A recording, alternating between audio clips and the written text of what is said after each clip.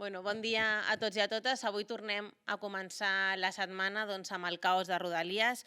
El govern havia anunciat que començaríem aquesta setmana amb normalitat i, evidentment, això no ha estat una realitat. Torna a haver-hi un mal funcionament, no ha tornat la normalitat a Rodalies aquesta setmana. I, per tant, es torna a posar en evidència que el govern de la Generalitat actua tard, malament i actua de manera descoordinada. No es pot parlar de normalitat quan hi ha milers de persones continuen patint aquestes conseqüències d'aquesta nefasta gestió, arribant tard a la feina, a classe, a cuidar a les seves persones o fins i tot a casa. No és normalitat i, per tant, molta gent s'acaba resignant. Però nosaltres no ens resignarem. Nosaltres continuament exigint que aquest servei funcioni bé.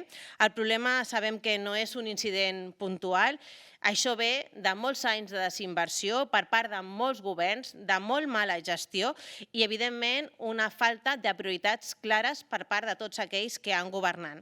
A Catalunya el tren és la infraestructura de la majoria i són milers de persones que depenen de Rodalies per viure, per treballar, per estudiar. I és per això que el govern continua sense actuar com toca.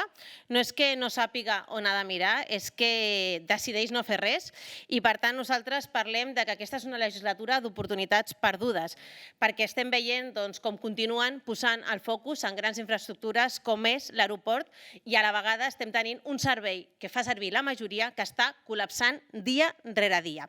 La setmana passada vam demostrar que quan es pressiona s'aconsegueixen coses. Quan els comuns pressionem es nota. I vam aconseguir blindar la rebaixa del transport públic al 50% fins a l'any 2028. Però és evident que no és prou en pagar menys, sinó el que necessitem és que els trens funcionin bé.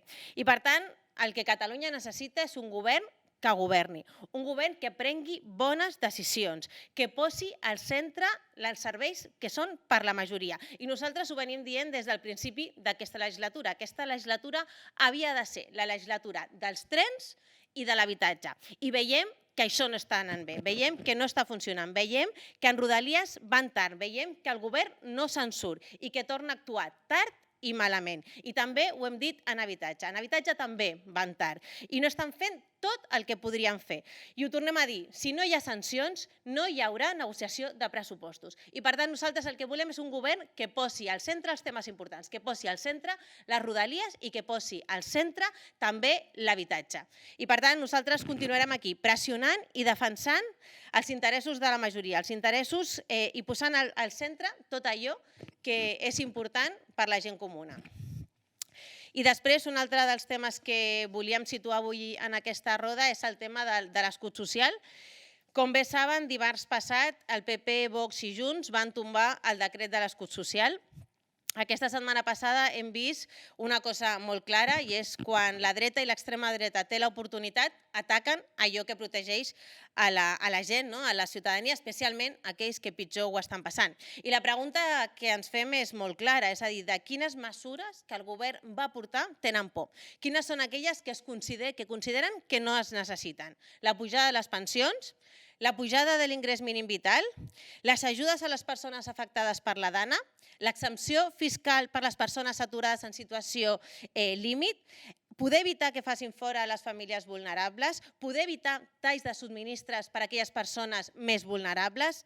En realitat es demostra del que estem parlant. Nosaltres estem parlant de intentar posar al centre, intentar poder donar suport a aquelles persones que pitjor ho estan passant.